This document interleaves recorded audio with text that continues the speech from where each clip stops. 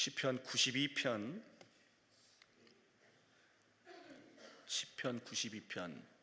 12절로 15절까지의 말씀입니다.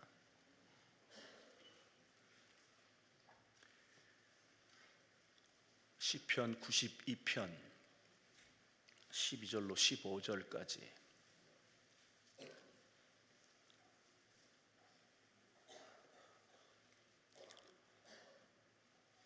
다 찾으신 줄 알고 우리 한 목소리로 합독합니다. 의인은 종려나무같이 번성하며 레바논의 백향목같이 성장하리로다.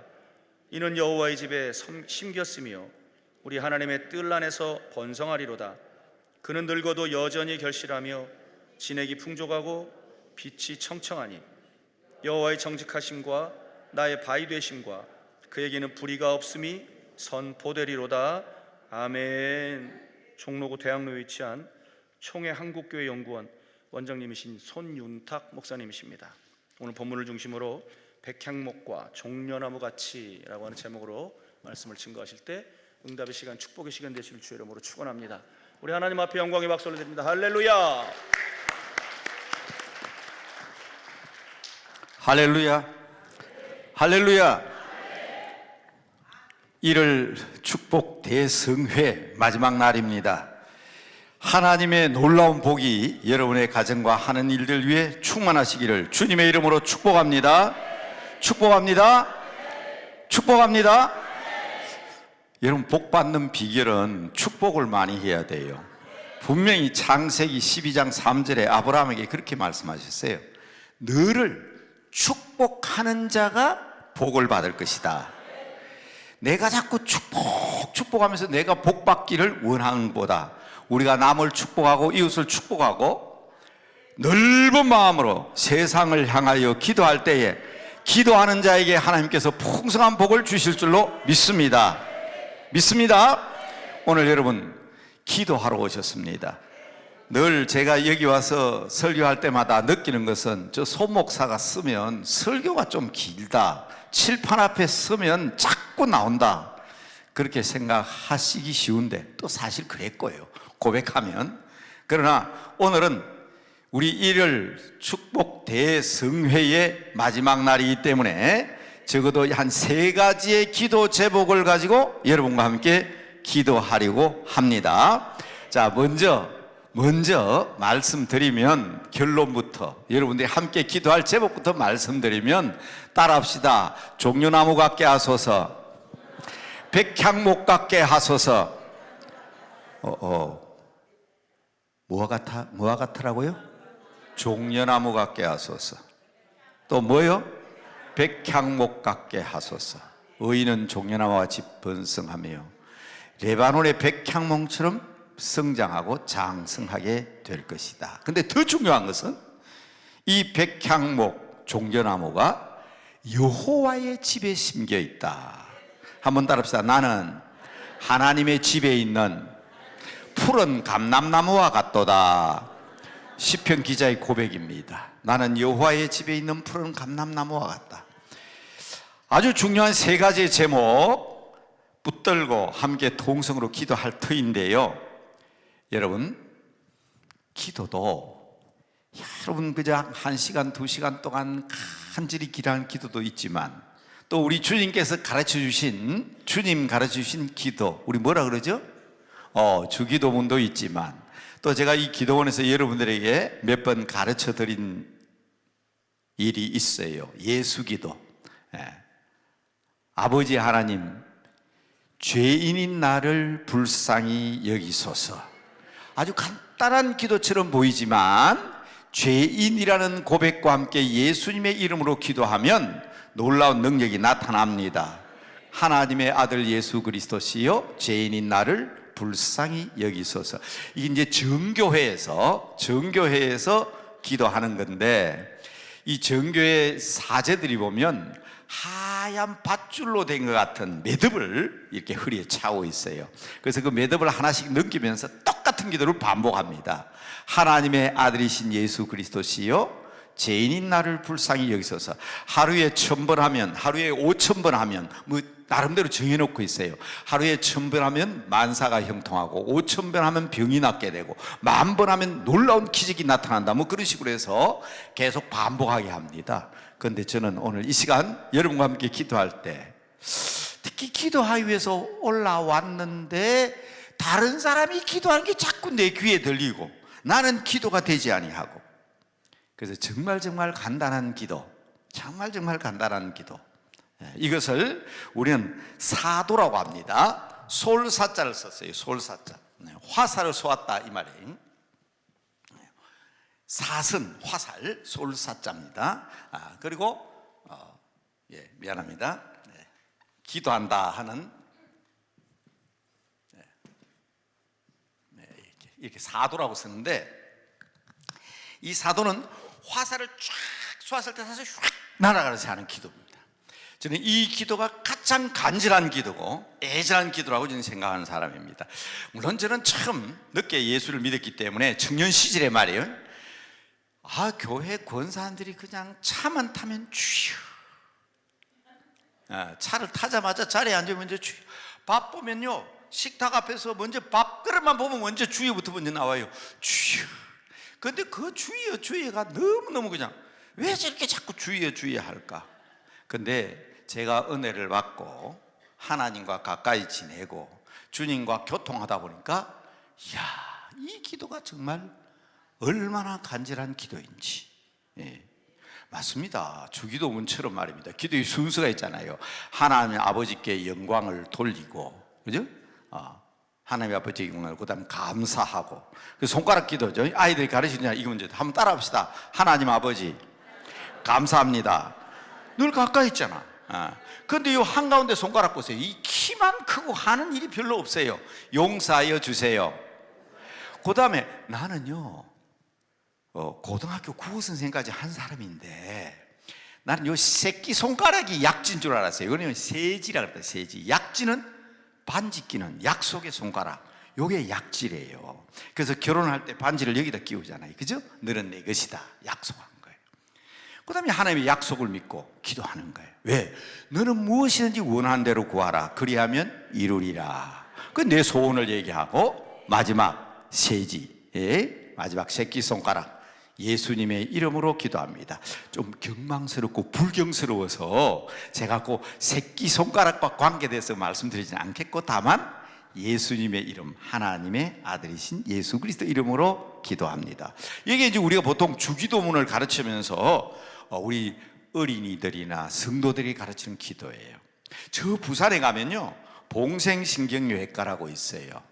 그게 옛날에 원장 선생님이 여러분 잘 아는 국회의장까지 지낸 집사님입니다. 그래서 제가 그분이 국회의장 할 때 국회의장실에도 제가 몇 번 갔었어요. 그런데 그 병원에 제가 잘 아는 장로님이 입원을 했다고 연락이 와서 제가 부산에 내려갔어요.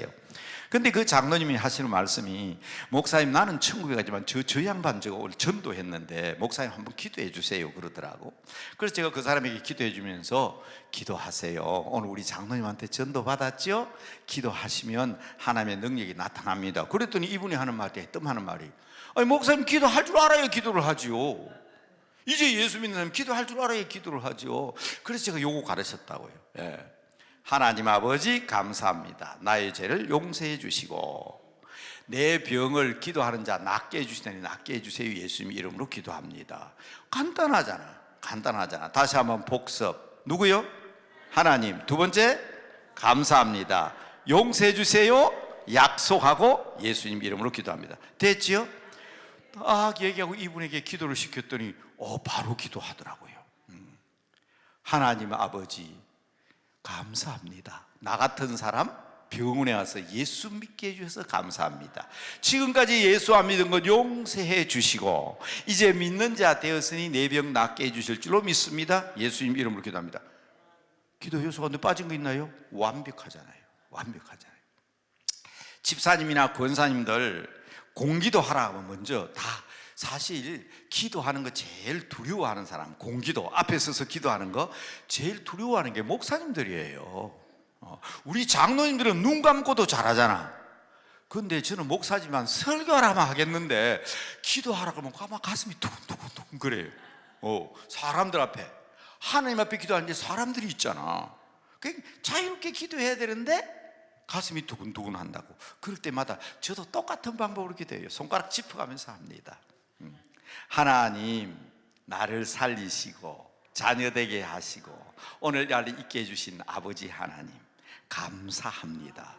감사 제목도 이것도 1시간 동안 할 수 있어요. 1시간 동안 감사합니다, 감사합니다. 저는 지금도요, 자, 기도원에 올 때마다 제가 소개하는 게 있는데, 여러분 저는 일어나면서 무조건 말로 하지 않습니다. 공책에다 씁니다.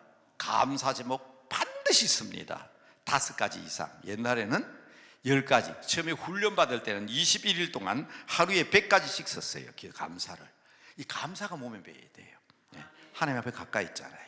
여러분, 자녀들도 적게 줬는데도, 준 것도 없는데도 엄마 감사합니다, 아빠 감사합니다 하면 자꾸 주고 싶어 하잖아요, 부모도. 근데 우리 부모는 없어서 못 줘. 주고 싶어도 없어서 못 줘. 근데 우리 하나님은 없어서 못 주시는 분이 아니십니다. 그러니까 그저 와가지고 그냥 줘도 자꾸 달라 하면요, 있어도 주기 싫어요. 이런 자녀들 가운데도 그렇잖아요. 야, 그만큼 내가 줬으면 됐지 또 달라 하냐? 그러나 준 것 없는데도 감사합니다, 감사합니다, 감사합니다 자꾸 받습니다. 감사가 여러분 복 받는 비결임을 확실히 믿으시기 바랍니다. 그리고 요 5가지는 꼭 알아놔야 돼. 하나님 아버지 감사합니다. 그리고 우리 주님이 가르쳤잖아. 나의 죄를, 나의 잘못을. 사실요, 이 손가락 없으면 안 돼요. 가운데 손가락 중요해요. 그런데 인마 이거는요, 키만 크지 하는 일이 없어. 가만히 보면 꼭 나 같아. 그래서 하나님 앞에 회개하고 약속을 믿고 기도하면 다 이루어 주시는 줄로 믿으시기 바랍니다. 그런데 제가 지금 얘기하는 것은 이것 지금 얘기하려는 거 아니에요.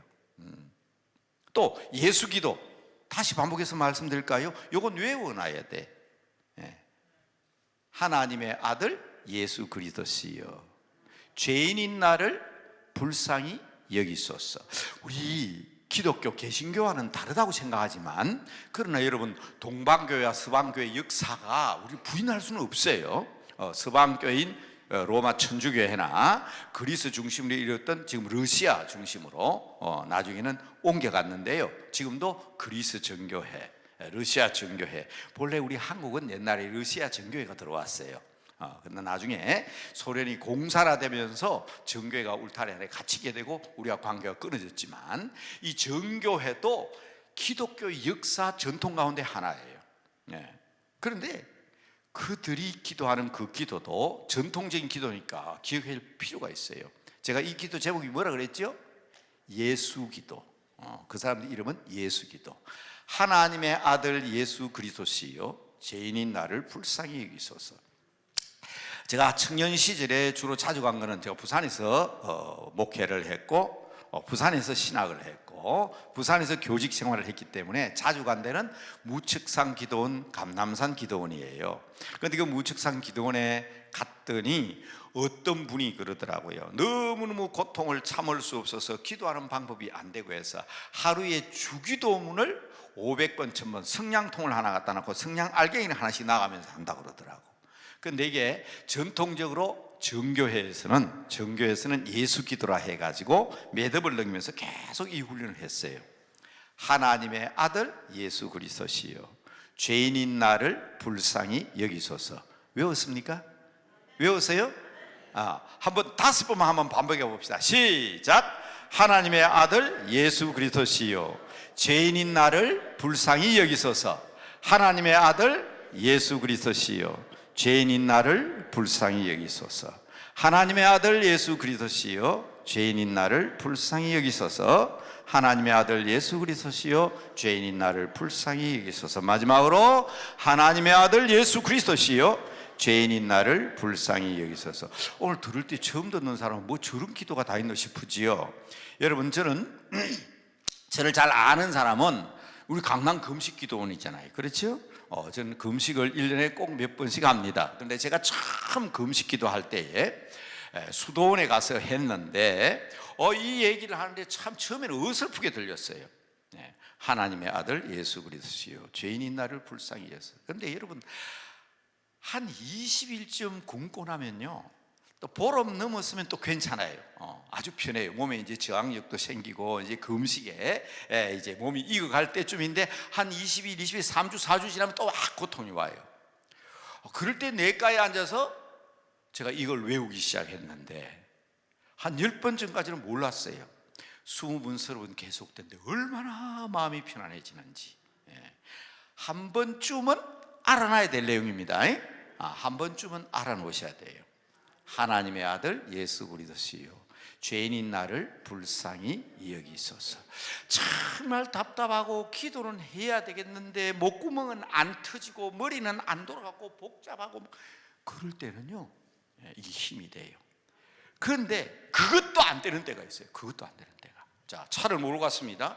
급박한 상황이 벌어졌어요. 그때 여러분 서론, 본론, 결론 따질 시간적 여유가 어디 있어요? 예수 기도 생각납니까? 딱 핸들 잡고 아버지! 그럴 때, 그때의 그 기도를 뭐라 그랬냐? 사도라는 거예요. 사도.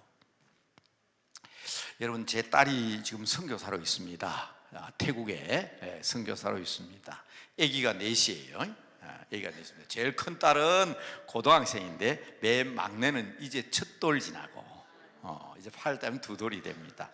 아니, 인도네시아 선교사로 갔는데 선교사 한 3, 4년 하더니 돌아왔어요.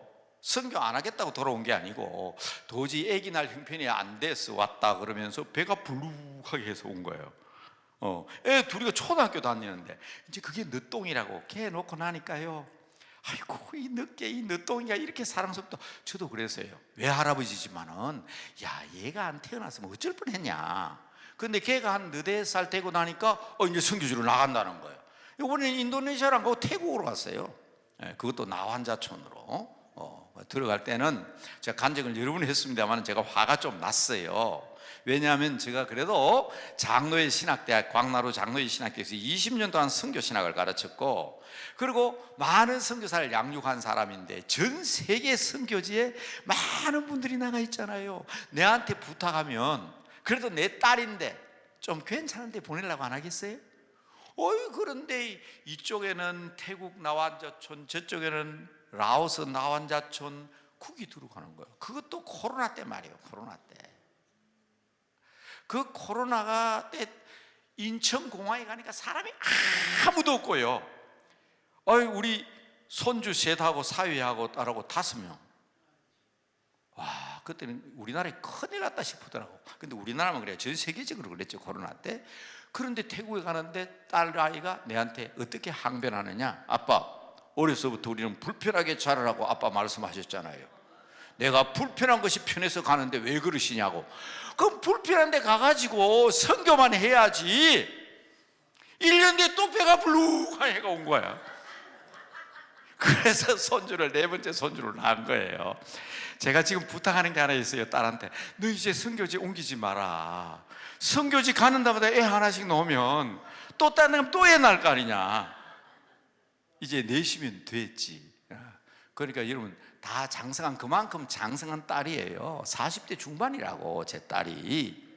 그런데 말이에요, 걔가 돌 지났을 때 목에 이만한 혹이 생긴 거예요. 있는 그대로 제가 얘기합니다.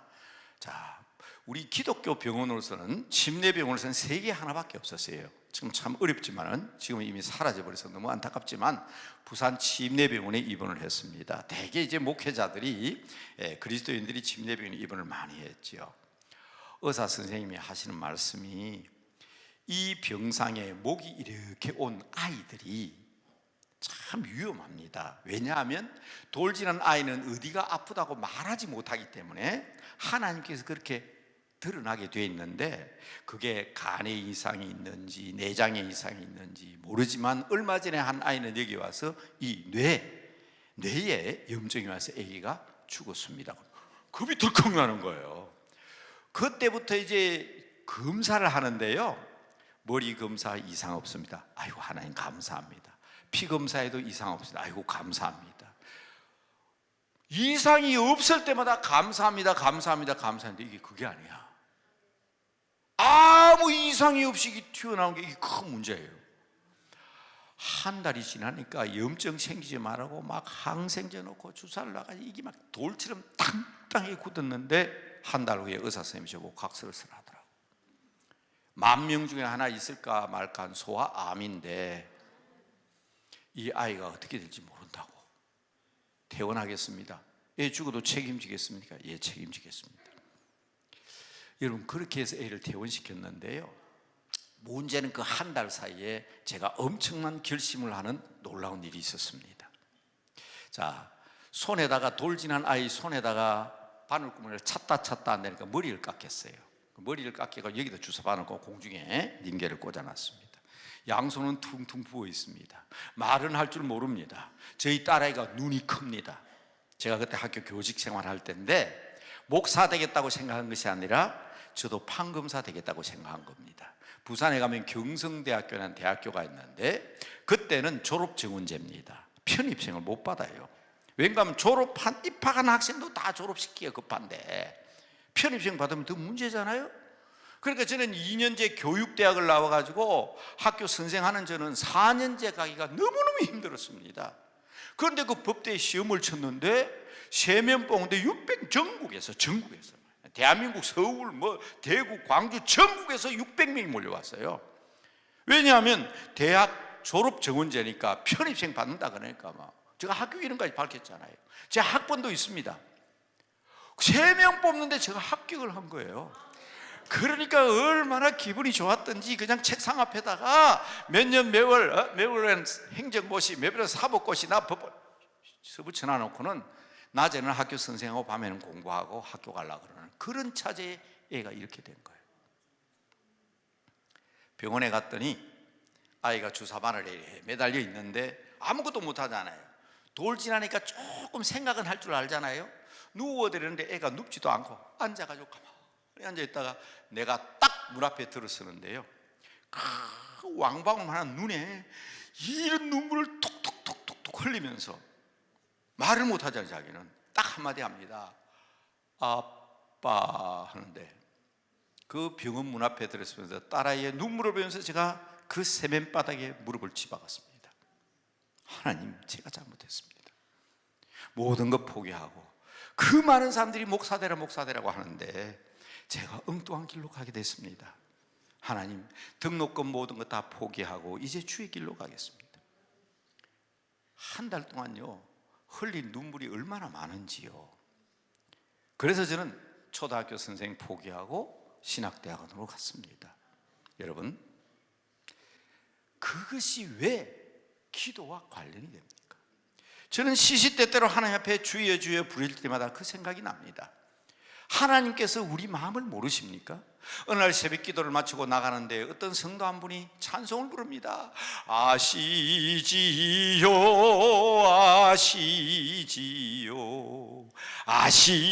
아시지요 내 마음 하는데 제가 이 목사가 말입니다 지나가면서 그 교인이 부르는 찬송을 볼 때 가슴이 그냥, 왜?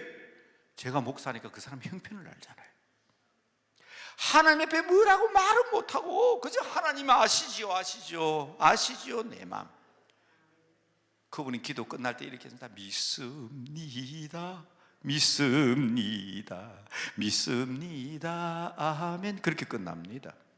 여러분, 아버지가 왕방울한 눈에 눈물을 뚝뚝 흘리는 돌진한 아이가 아빠 할 때 그 마음을 내가 왜 모르겠습니까? 에? 나는 괜찮은데 아픈 데도 없는데 왜 나를 이렇게 줄에 매달아 놓고 꼼짝도 못하게 하고 사방 주사를 찔러 제끼고. 여러분, 각서를 쓰고요 나왔는데요, 일주일 만에 터졌습니다. 선인장, 납작한 선인장 있잖아요. 제 막 바늘에 찔리면서 우리 어머니가 가르쳐 주셨어요. 그걸 일주일 발랐더니 툭 터져가지고 고름이 나오는데요, 지금도 40대 중반이면 여기 이만한 흉터가 있습니다. 안 죽었잖아요. 소암 아니잖아요. 그리고 지금 선교하고 있잖아요. 누구보다도 그 나환자촌에서 그 다른 사람이 가지 않은 곳에서 불편한 것을 감수하고 내 아이 데리고 남편과 더불어 선교하는 그 모습을 볼 때 저는 지금도 생각합니다. 그때 그때 내가 저 아이의 마음을 아빠로서 알았기 때문에 해결할 수 있는 방법이 뭡니까? 하나님밖에 없잖아요. 하나님밖에 없잖아요. 그때 그 아빠 하는 말 딱 그 한마디가 저는 사도다. 주님한테는 기도다. 여러분 지금 이 얘기에 오늘 기도원에 왔지만 나는 무슨 기도를 해야 될지 답답한 내 심정을 하나님이 아신단 말이에요. 일일이 다 구하면 맞습니다. 체계에 따라서 순서에 따라서 원칙에 따라서 기도하면 좋겠지만 그것도 안 된다면 오늘 여러분 이 축복성의 마지막 날 우리가 세 가지 기도 제목을 놓고 기도할 터인데 여러분 나는 기도할 줄 모른다, 다른 사람 기도가 내 귀에 들어서 안 됩니다 하지 마시고 오늘 여러분 여러분의 마음을 아시는 하나님 옆에 여러분 자신의 것을 다 토해내심으로 말미암아 아버지 하나님께서 나를 아십니다. 아시지요 내 마음 아시지요. 그 하나님께서 여러분의 기도를 들으시고 응답하시는 역사 있게 되기를 주님의 이름으로 축복합니다. 주님의 이름으로 축복합니다. 여러분 급한데 지금 내가 다급한데 운전 중에 사고가 일어나고 여러분 저는 학교 다닐 때 늘 억울한 게 하나 있었어요. 그게 뭔가 하면 공부는 남보다 뒤지지는 않았던 것 같아요. 그런데 제가 1등을 해본 적은 없어요. 항상 보면 2등, 3등, 4등을 밀려나요. 이유는 제가 운동을 그렇게 잘 못했어요. 운동을 좋아하는데 저희 아버님이 시골에서 산 내면 산 안에 있는 동네에 시골에서 어험하는 양반 교육 받는다고요. 나가가지고 우리 앞집에 사는 순자하고 소꿉놀이 한다든지 이게 뛰어넘는 거 있잖아요. 월화수목 뛰어넘으면 우리 아버지가 부릅니다.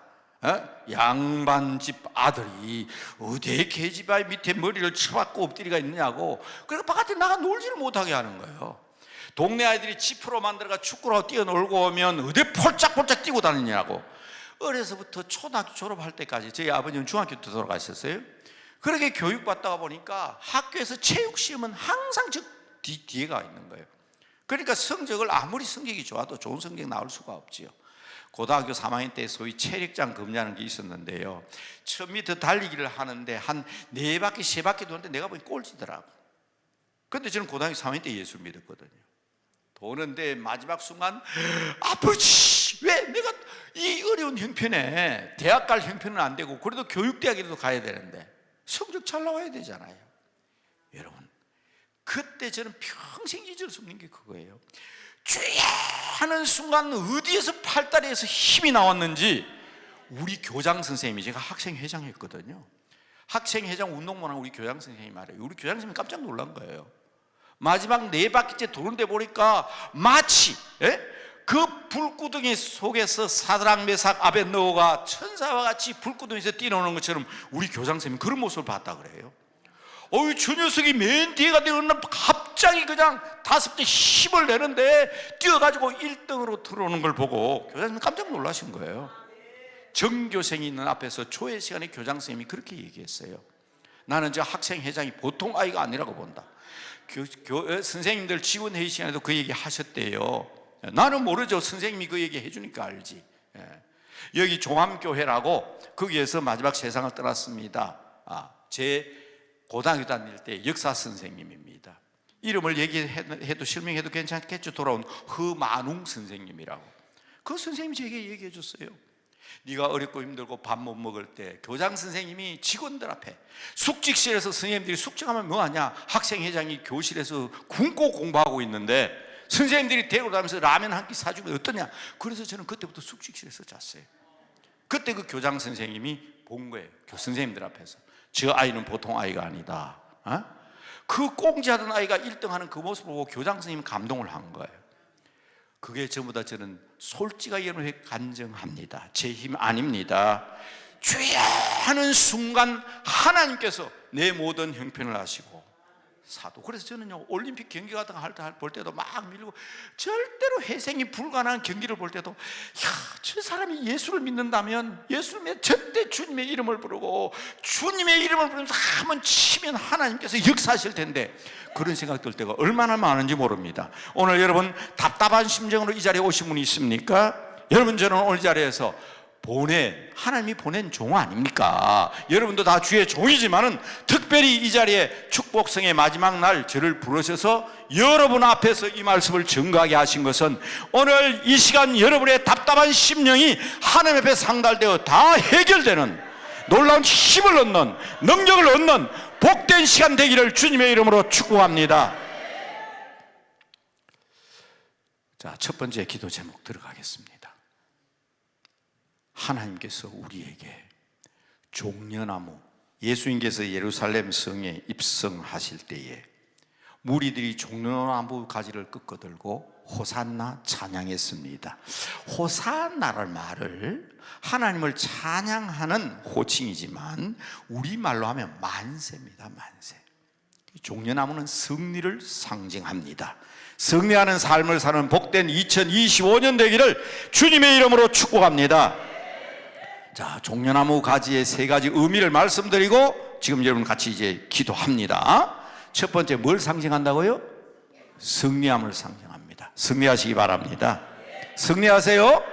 승리합시다. 옆에 있는 사람에게 한번 얘기합시다. 승리합시다.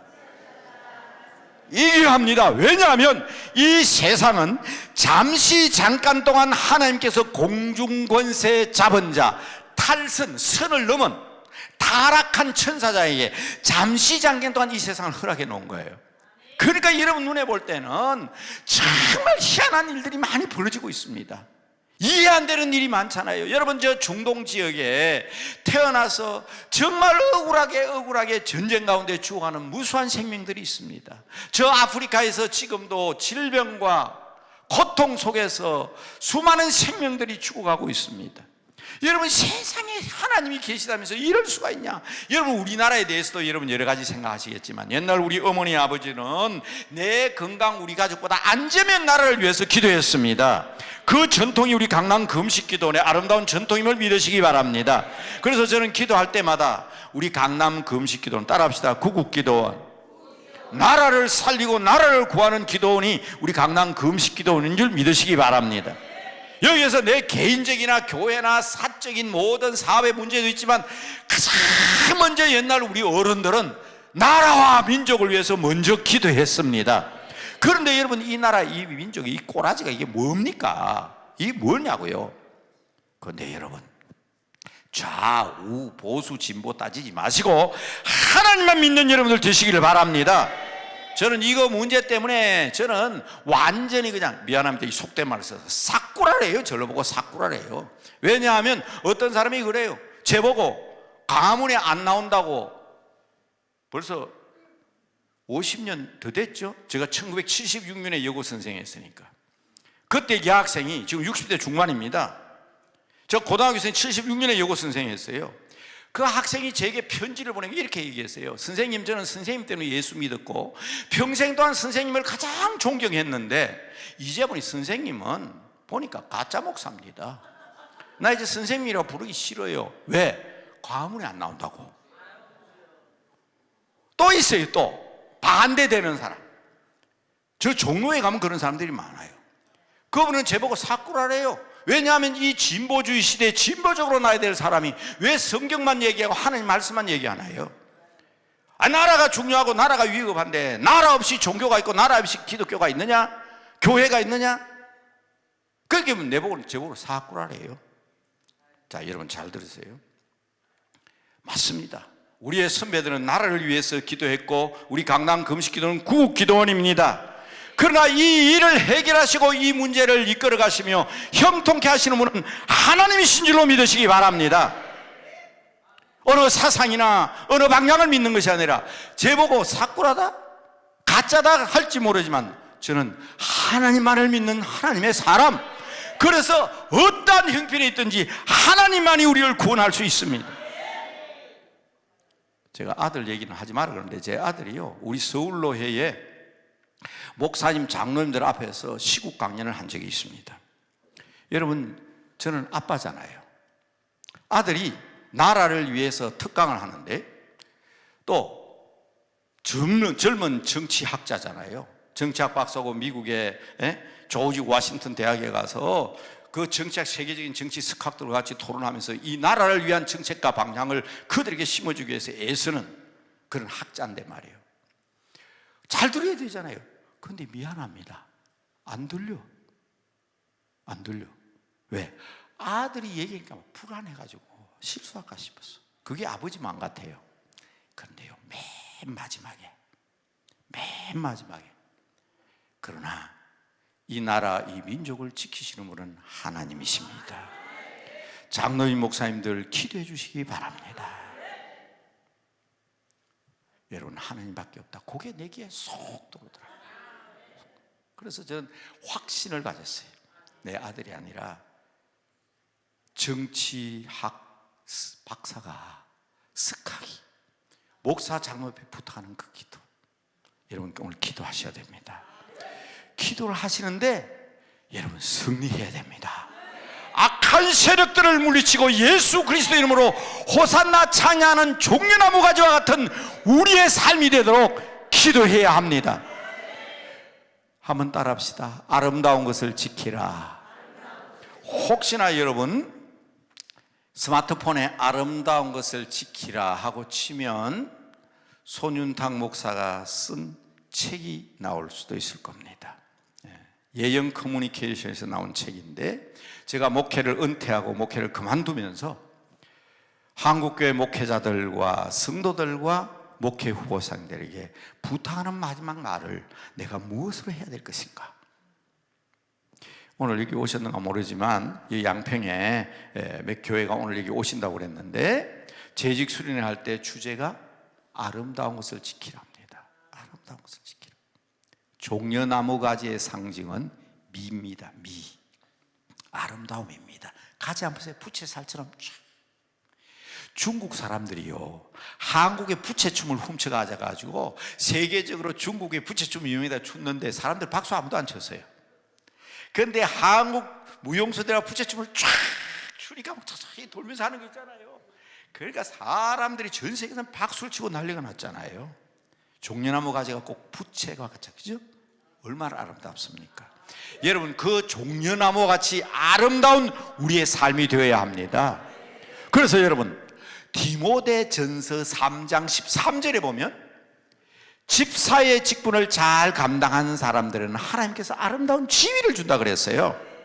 여러분, 호산나 찬양을 부르고 종려가지를 흔들었던 그들이 주의 이름으로 승리 만세를 불렀을 뿐 아니라 오늘 이 나라의 이 민족이, 이 백성들이 나갈 길 모든 악한 세력을 물리치고 하나님께서 지켜주시는, 지금도 보세요, 얼마나 혼란하고 어려울 때입니까? 그런데 우리가 얼마나 이렇게 평화롭게 기도하고 있습니까? 하나님이 함께 하심인 줄 믿으시기 바랍니다. 하나님이 함께, 주의 이름으로 우리는 승리해야 됩니다. 그러므로 우리는 종려나무 가지를 붙들고 기도할 때에 승리를 주신 하나님, 그러면서 우리 믿는 사람들이 아름다운 덕을 선전해야 돼요. 아름다운 삶이 되어야 합니다. 여러분의 가정이 아름다운 삶이 되고 2025년 여러분의 삶이 아름다운 삶이 되시기를 주님의 이름으로 축복합니다. 축복합니다. 축복합니다. 종려나무 가지는 번성함을 의미합니다. 번성함을 의미합니다. 여러분, 자녀들 문제 때문에 얼마나 많은 사람들이 애타하고 있습니까? 저도 그 중에 큰 죄인입니다. 옛날에는요, 국가적으로 중요한 정책이 있을 때 초등학교 선생님들을 다 반상에 보내가지고 설득시켰어요. 처음으로 부가가치세 10분의 1 세금 내는 거 말입니다. 옛날에는 그래 안 했거든요. 저는 그거 만상이가 질문하는데 대답을 못하게 왜 10분의 1을 세금을 내야 되는지. 그건 어떡하노? 학교 선생님들이 시키는데. 근데 그 중에 제가 제일 미안하고 안타까운 것은 애가 어떻게 생긴지 모르는 총각 시절에 말입니다, 국가에서 가족 계획 그거 홍보하라고 반상회마다 보내는데, 제가 저 경북 청도군 유효동인가 유천 사촌 일구에 우리 누나가 살고 있었어요. 그 동네에 가가지고 저녁에 동네 사람들 모아놔놓고 가족 계획에 대해서 얘기를 합니다. 이제 둘도 옛말이다, 이제 하나 잘 기다려. 그러니까 저녁에 마치니까 우리 누나가, 윤타가 네 애가 어떻게 생긴지 아나? 그것도 모르면서 무슨 그런 거. 알지. 학교에서 배운 그 정도는 알지요. 근데 지금 생각하니까 얼굴이 화끈한 거야. 그런데 지금 큰 문제죠.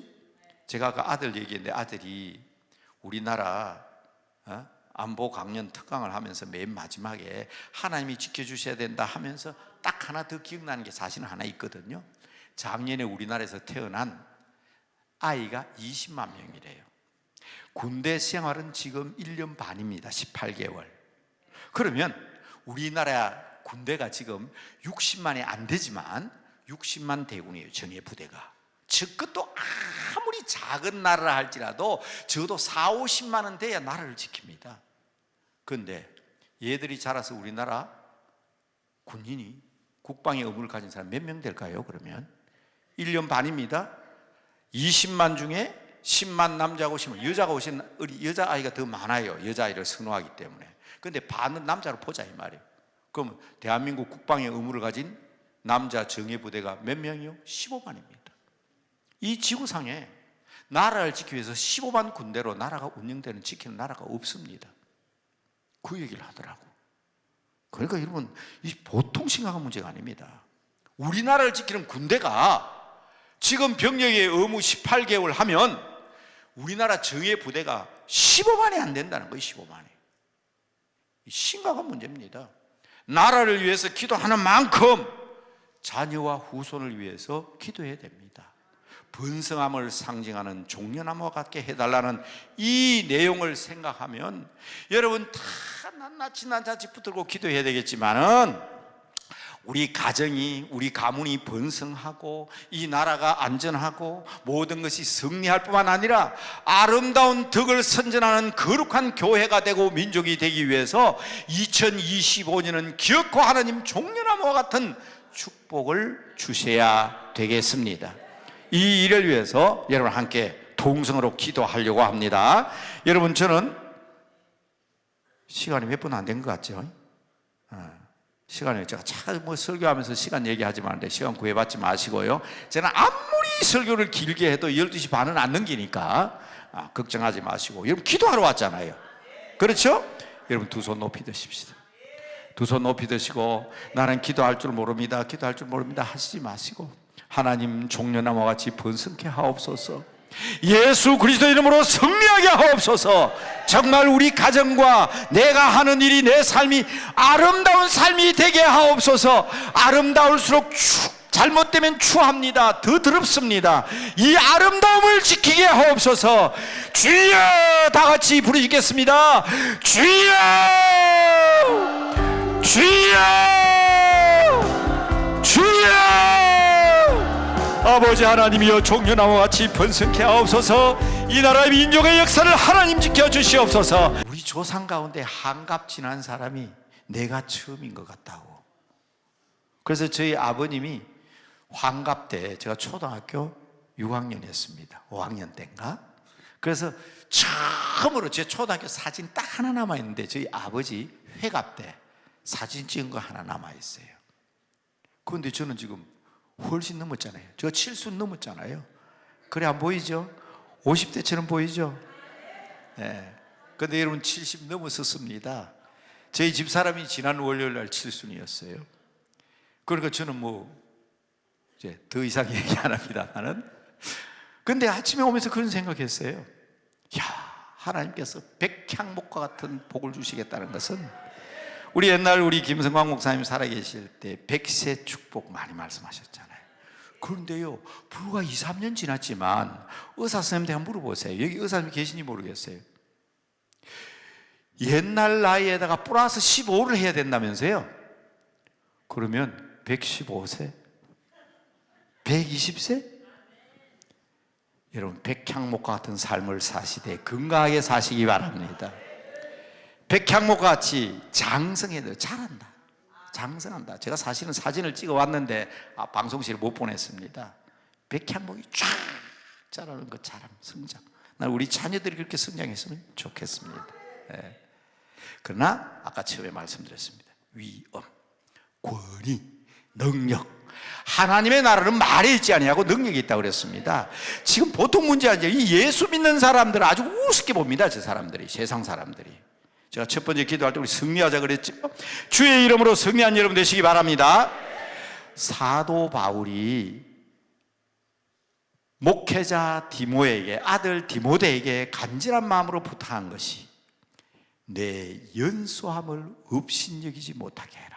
권위를 가지라, 그 말입니다. 네가 하나님의 목회자인데 나이가 어리다고 해서 어른들이 너를 가볍게 여기면 되겠느냐, 가소롭게 여기면 되겠느냐, 업신여김 받지 않게 하라 그랬거든. 자, 다른 말로 저는 이렇게 얘기합니다. 내가 나이가 늙었다고 해서 업신여김 받아서 되겠어요? 내가 남보다 가난하다고 해서 업신여김 받으면 안 되잖아요. 내가 남보다 배운 게 없다고 해서 업신여김 받을 이유가 없습니다. 시간이 지나보면 알아요. 그런 말 있잖아요. 옛날에 70이 넘으면 학력 차이가 없고 80이 넘으면 빈부 차이가 없고 있는 사람이나 없는 사람은 80대면 다 이래 된다고. 90이 넘으면 산에 누워있으나 집에 누워있으나 똑같다 그러잖아요. 그 차이가 없는 걸 몰라가지고 막 그냥, 여러분 업신여김 받지 맙시다. 우리는 그런 사람이 아니라 백향목, 제가 뭐래, 영생, 장수, 영생을 상징하는 거예요. 우리는 영원한 생명을 가진 사람입니다. 여러분, 한국에 여러분 동양 철학을 공부한 철학 박사가, 동양 철학을 전공한 철학 박사가 하는 얘기입니다. 여러분, 대한민국 우리 조선시대의 선비는 도학 선비입니다. 도학. 네. 도를 공부하는 선비가 도학 선비고, 이 도학 선비를 최고의 선비로 여겼습니다. 그래서 저 성주에 가면 조식의 후손들이 있고 안동에 가면 퇴계의 후손들이 있는데, 이 사람들은요, 선비는 도를 오로지 숭상하기 때문에 나라를 위해서 일은 하기는 해야 되겠는데 추풍령 고개를 넘는 것을 부끄럽게 여겼다 그랬어요. 왜?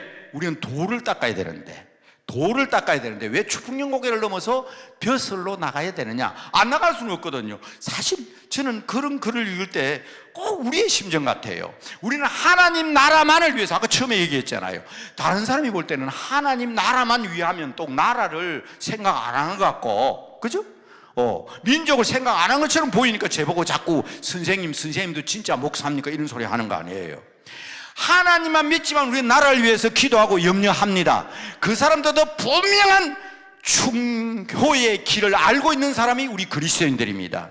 믿으시기 바랍니다. 이 조선시대의 도학 선비들이 벼슬길에 안 나갔던 건 아니에요.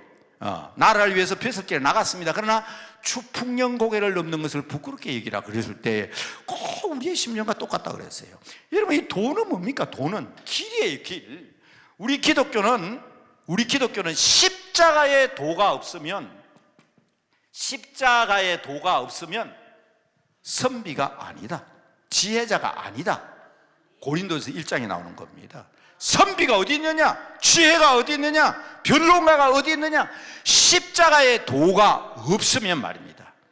십자가의 도는 우리 모든 구원받은 사람들의 능력이라는 사실을 확실히 믿으시기 바랍니다. 그런데 이 도가 말입니다. 이 도가 통해야 되거든요. 그래서 여러분, 우리만 도통하는 말을 썼습니다. 도는 통해야 됩니다. 길은 통해야 길이라고. 여러분, 여기 위에 올라가다가, 산에 올라가다가 딱 간판에, 혹시 그런 간판이 있을지 모르겠습니다. 막다른 길입니다. 길이 아닙니다. 막다른 골목은 길이 아니에요. 그런데 조선의 선비들은 마치 자기들이 도통한 것처럼 나는 도통한 사람이다 해서 선비 사자를 붙여서 도사 이랬거든요. 아닙니다. 동양 철학을 공부한 제가 여러분들에게 분명히 말씀드립니다. 십자가의 도밖에 없습니다. 그래서 우리나라의 초기의 선비들, 길선주, 안창호, 조만식, 남궁옥, 이상제, 이런 유명한 선비들이 왜 그리스도인이 됐느냐? 사실 도학 했더니 그 길이 아니더라 이게.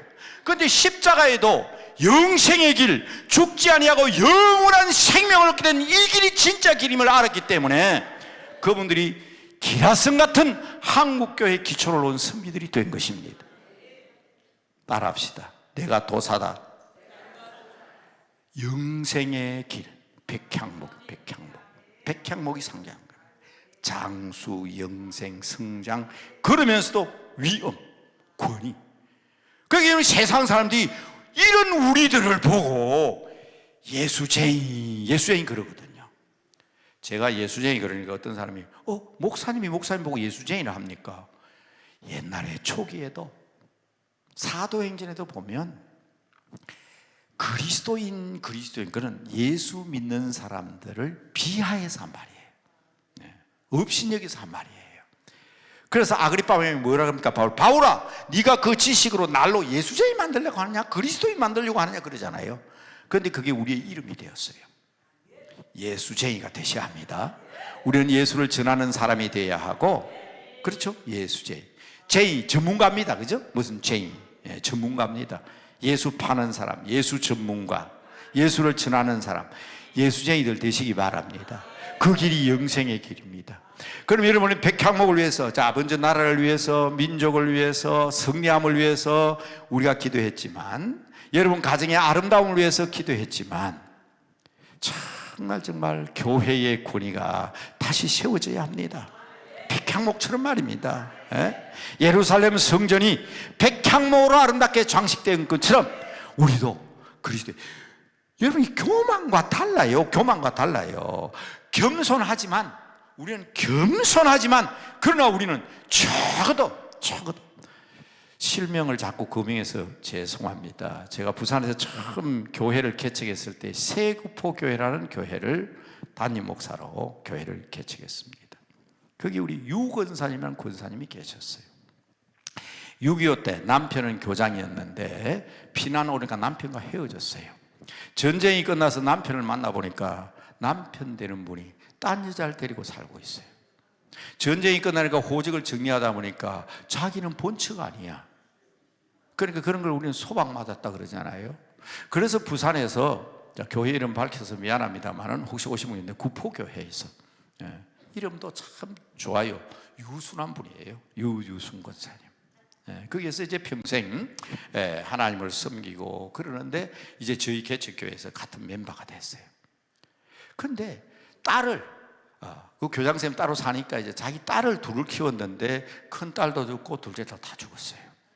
그런데 그 이제 딸에게 외손자가 있는데 지금 혹시 예수님 이 자리에 앉아 있는지 혹은 영상으로 보고 있는지 모르지만 그 아이가 그 당시에 동아대학교 학생회장 하면서 대단히 똑똑했습니다. 그런데 경찰에 쫓기는 신세예요. 그런데 제가 이제 그 권사님 집에 신방을 갔습니다. 문 앞에 갔더니 젊은 사람이 쫙 있어요. 나중에 알고 보니까 형사요. 그러니까 이 외손자를 잡기 위해서 이 외할머니 집 앞을 늘 지키고 있는 겁니다. 그런데 그 형사 되는 분이 그래요. 왜 왔나 물어요. 제가 혹시나 그 학생회장이 뭔가 싶어서 물어요. 그래서 내가 이 교회 목사인데, 그러니까 그 형사가 저한테 인사를 쫙 하는 거예요. 사람 잡기 위해서 권사님 집 앞에 문 앞에 지키는 사람이 저한테 인사를 하는 거예요. 왜냐하면 저는 이 할머니를 지켜봤는데 세상에 이런 분이 없다는 거예요. 이 할머니를 보니까 제가 목사님에게 인사를 안 드릴 수가 없다고. 정말 이렇게 진실하고 신실한 할머니를 본 적이 없다는 거예요. 보세요. 아무것도 없습니다. 딸 다 죽어버렸죠. 손자 쫓겨다니죠. 바늘지에서 그날그날 겨우겨우 먹고 살죠. 그런데 그런 분이 어떻게 존경을 받습니까? 동사무소에 전입신고를 하러 갔습니다. 구포 이동인가 삼동에 전입신고를 하러 갔는데 목사님 어디 사시다 왔습니까? 그래서 어디 살다고. 이 동네 목사로 왔어요. 예, 네, 세구포 담임 목사입니다. 혹시 거기 유순 권사님 다니는 교회 아니냐고. 그렇다 그러니까 아이고 목사님 환영합니다. 우리 동해에서는 가장 훌륭하고 가장 존경받는 어른이 유순 권사님이라는 거예요. 제가 지금도 죄를 지은 것 같은데 한 5, 6년, 한 10년 됐나요? 제가 전화를 걸었더니 권사님이, 제가 부산 떠난 지 엄청 됐잖아요. 우리 40년 가까이 됐습니다. 근데 그때도 거의 100세 가까이 되신 할머니가 목사님 이제는 난 죽어도 한이 없어요. 목사님 목소리를 들었잖아요. 그런 분이에요. 그때 제가 느낀 것이, 아하, 가진 것 없어도, 배운 것 없어도, 늙고 힘들어도 하나님께서 주신 그리스도인의 권위가 이런 것이다.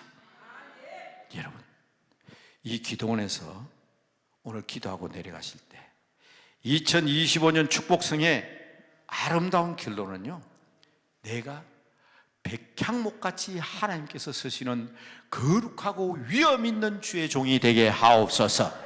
여러분 가정이, 여러분 가족들이, 그리고 여러분이 지금도요, 내가 무시당했다 하고 일을 가는 사람이 있습니까?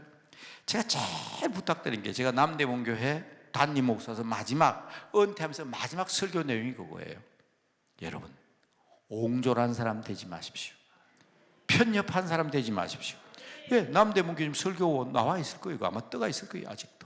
그리고 우리 남대문교회 성도 가운데도 지금 이거 영상으로, 이게 오신 분도 계신지 모르지만 영상을 듣고 계신 분 계실 거예요. 마지막 설교가 그거예요. 편협하거나 옹졸하거나 째째하지 말자는 거예요. 포용력 있는 사람, 따라합시다. 관용을 베풀 수 있는 사람, 그게 백향목 같은 사람이에요. 관용을 베푸는 사람. 예. 세상을 품을 수 있어요. 예수님께서 양팔을 벌리시고, 여러분, 이 놀라운 진리는 제가 어느 유명한 목사님의 설교나 신학 공부하면서 배운 거 아닙니다. 그 당시에 저희 교회를 관리하는 관리 집사님, 지금은 은퇴한 전라남도 보성군 웅치교회 은퇴 장로님이신 엄경섭 장로, 지금 생존에 계시잖아요. 전라남도 보성, 혹시 웅치면 출신 지금도 만나 뵐 수 있어요. 그 장로님이 집사 시절에 어린 청년 학생에게 제게 가르쳐 주신 거예요. 군대 가면 예수 믿는 사람이 제일 고문관처럼 보이고 제일 못난 사람처럼 보이는데, 부대에서 무슨 일이 있고 어려움이 있을 때 가장 앞장서서 해결하는 사람이 예수 믿는 사람이다. 네가 예수 믿기 때문에 장가 못 갈까 걱정하지 마라. 예수 믿는 처녀들이, 예수 믿는 남자 가운데 믿음의 한 남자가 없어서 안 믿는 사람하고 결혼한대요. 그래서 제가 그 집사님한테 한 얘기예요. 나 교회 안 나오겠다고, 나 장가 가고 싶어서. 예수 믿는 남자 째째하다는데 내 장가 못 가면 어떡하니까, 그때 우리 집사님이, 그 장로님이 제게 얘기한 거예요. 예수님이 십자가에서 양팔을 벌리시고 세상을 향하여 기도한 예수님이 째째하고 옹졸하고 편협한 사람이냐? 세상을 품으신 우리 주님이시다. 성경이 그렇게 가르치느냐?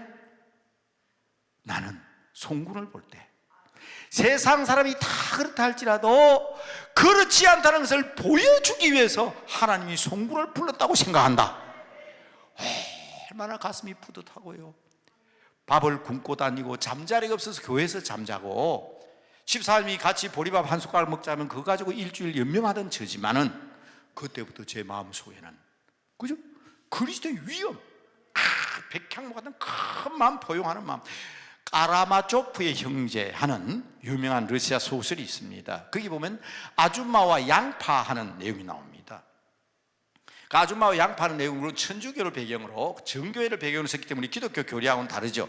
천국에 가는 것은 우리 믿음으로 가는데, 그 까라마조프에 나오는 그 아줌마는 연옥에서 지옥으로 떨어질 찰나에 있어요. 그때 그 수호천사가 베드로에게 부탁을 합니다. 저 아줌마가 세상에서 착한 일 하나 한 게 있다는 거예요. 그게 뭔가 하면 양파 하나를 지나간 사람에게 준 게 있다는 거예요. 그러니까 베드로가 양파를 줍니다. 이 양파에 매달려서 끌어올리라고 그랬습니다. 그래서 그 아줌마가요, 그 양파를 붙들고 지금 천국으로 올라가는 거예요. 그런데 밑에 사람들이 주렁주렁 매달려 있습니다. 왜? 같이 천국 올라가려고. 그런데 이 아줌마가 끝까지 그 발에 있는 사람 뿌리칩니다. 양파줄이 뚝 끊어집니다. 그리고 지옥으로 떨어집니다. 그 얘기가 여러분 그 유명한 까라마조프의 형제하는 소설 속에 나오는 이야기입니다. 양파와 아줌마, 기억하십시오. 양파와 아줌마입니다. 그런데 말입니다, 그걸 보고 우리는 믿음으로 청구하는데, 제가 그 얘기를 하는 것이 아니라 마지막까지 그 편협한 마음, 이 양파는 내가 준 것이고 내가 이 양파 때문에 내 혼자 구원받는 것인데 네가 왜 여기 매달려오냐? 그건 우리 그리스도의 자세가 아닙니다. 편협하고 옹졸한 마음을 버려야 합니다. 큰 마음을 가지시기 바랍니다. 억울하고 원통한 일이 있어도 따라합시다. 하나님의 뜻이 있다. 아니, 나같이 부족하고 보잘것없고 연약한 사람을 하나님께서 아시고도 불러주셨는데 하나님께서 내 형편과 처지를 모르시겠습니까? 그러므로 지금도 우리가 주여하고 사도의 기도라도 드리자는 것은, 아버지, 주여, 이 간단한 기도라도 드리면서 부탁하는 것은 우리가 백향목 같은 성도들이 되어야 되겠다. 그래서 여러분 2025년에도 정치적으로, 경제적으로, 사회적으로, 교육적으로, 문화적으로 우리 그리스도인들이 억울하고 분통 터지는 일이 있다 할지라도 하나님께서 아십니다. 하나님께서 아십니다. 하나님께서 아십니다. 그분에게 부르짖는 여러분 되시기 바랍니다. 다 같이 부르짖어 기도합니다. 하나님, 우리에게 권위를 주시옵소서. 하나님의 자녀와 종으로서의 힘을 주시옵소서. 능력을 주시옵소서. 다 같이 부르짖습니다. 주여, 주여,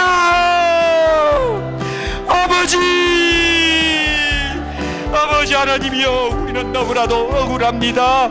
아버지 하나님이여, 너무나도 분통 터지는 일이 많습니다.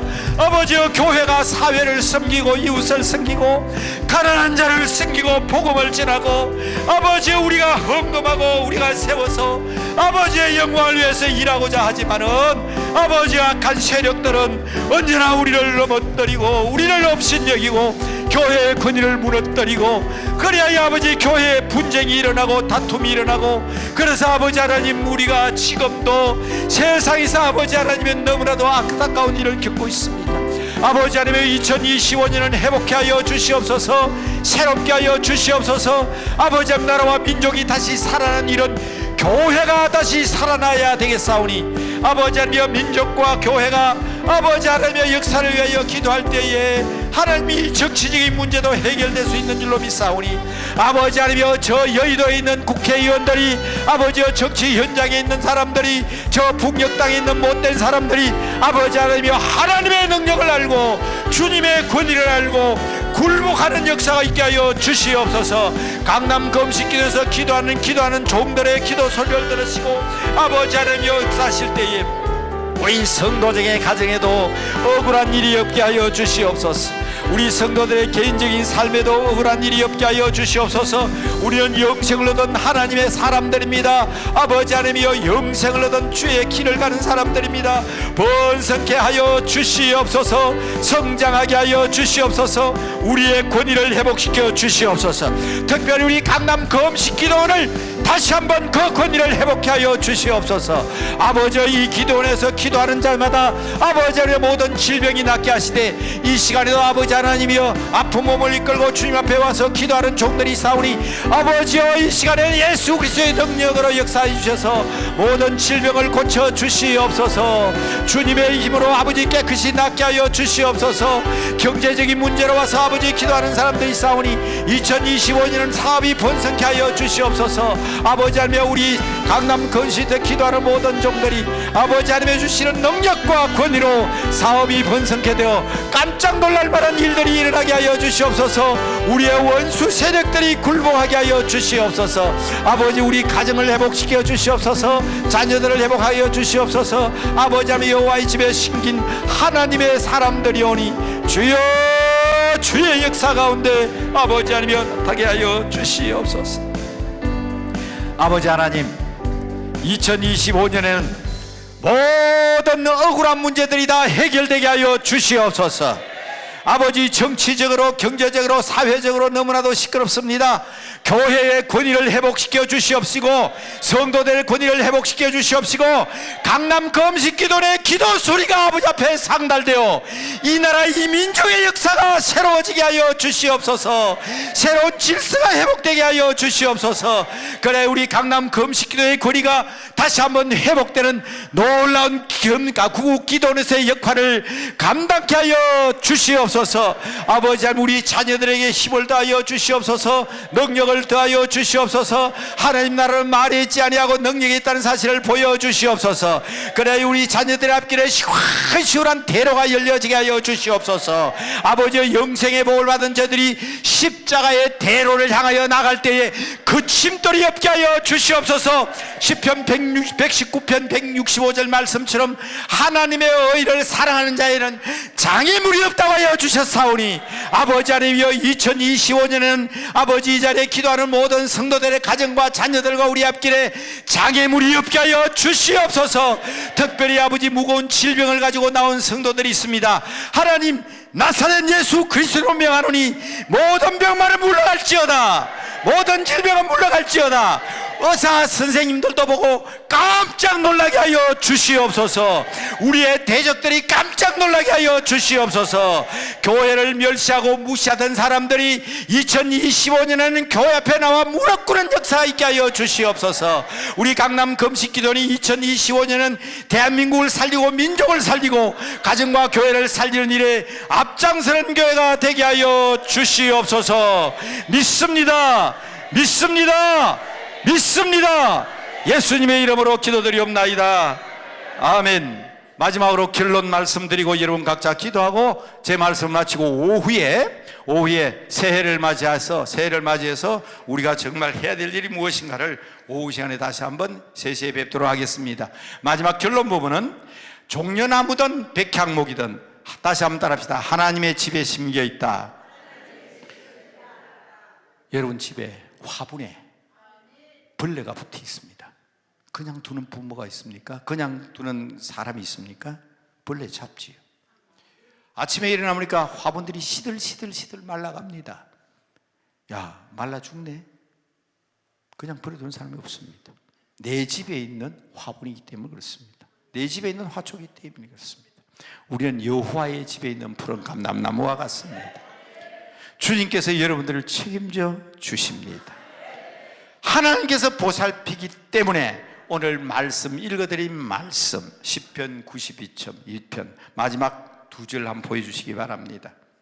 오늘 읽어드린 마지막 두 절을 보면 늙어도 여전히 결실하며, 우리가 나이가 많다고 해서 업신여김 받지 않아야 됩니다.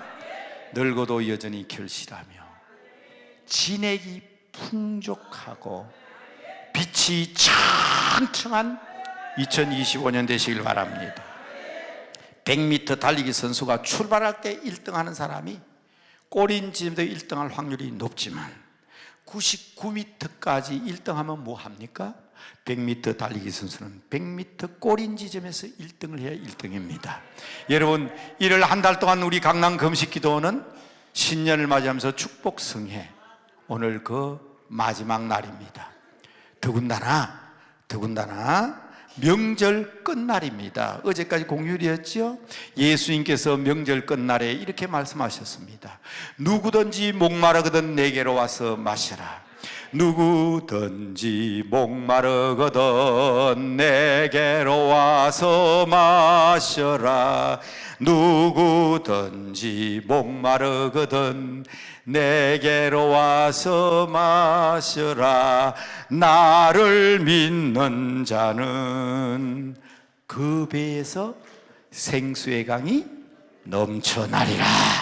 이 마지막 날 여러분 오셨기 때문에 여전히 결실하며 진액이 풍족하고 빛이 청청하니 다음 9절 15절 보시기 바랍니다. 15절 비춰주시죠.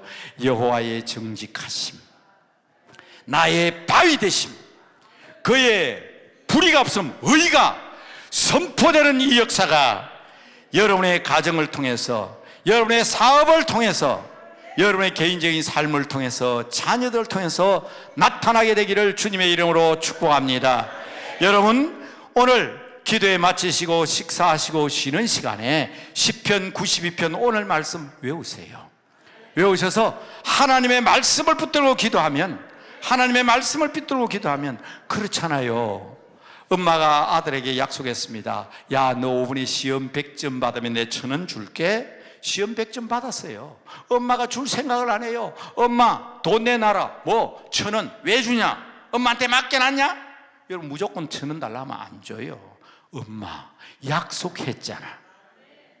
나 시험 100점 받았잖아. 약속했잖아요. 줘야 됩니까? 안 줘도 됩니까? 하나님의 말씀을 붙들고 2025년 1월 마지막 축복성의 그날 우리 주님께서 부족한 사람이지만, 그래도요, 남대문교회 은퇴 목사지만 남대문교회는 140년 됐습니다. 140년 된 교회에 은퇴한 담임 목사로 은퇴한 목사가 여러분들에게 보내서 이 말씀하실 때는 하나님의 약속인 줄로 믿으시기 바랍니다. 하나님이 만약에 여러분에게 하나님이 약속하셨잖아요. 그랬는데 하나님이 내가 언제 너한테 약속했노? 그러시거들랑 그 남대문교회 소목사를 그날 그 시간에 거기 보내주셔서 말씀하셨잖아요. 여러분, 제가 만약에 잘못돼도 그러면 제가 잘못되는 거지. 여러분은 주의 종 하나님의 목사가 주신 말씀, 하나님의 말씀을 믿고 이 말씀 외우고 이 말씀 붙들고 기도하시기 바랍니다. 어떤 사람은 그래요. 제가 이런 말 하면 하나님 우리에게 주신 말씀 가운데 이 말씀도 있고 저 말씀도 있고 왜 그 말씀 주십니까? 여러분, 이것저것 욕심 피우지 마세요.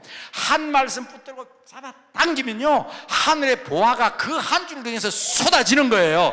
이 줄 저 줄 잡고 땡기다 말고 그러면 안 돼요. 그러니까 오늘 시편 92편에 주신 이 말씀 제가 마지막 강복하게 부탁드립니다. 정말 이 말씀 믿고 기도하시기 바랍니다.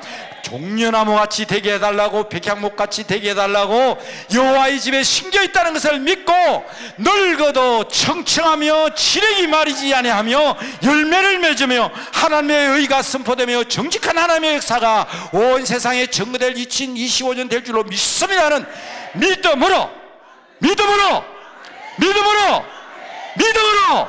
이 말씀 붙들고 기도하시기 바랍니다.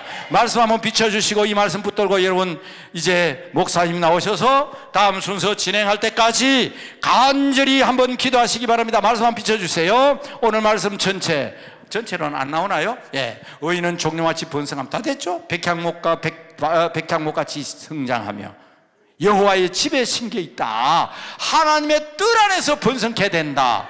늙어도 여전히 결실하며 진액이 마르지 아니하고 빛이 청청하며, 그래서 우리는 여호와의 정직하심, 나의 바위가 되심, 그러면서 하나님의 의로움이 온 세상에 증거되게 하옵소서. 다 같이 마지막으로 주여 부르짖고 기도합니다. 주여!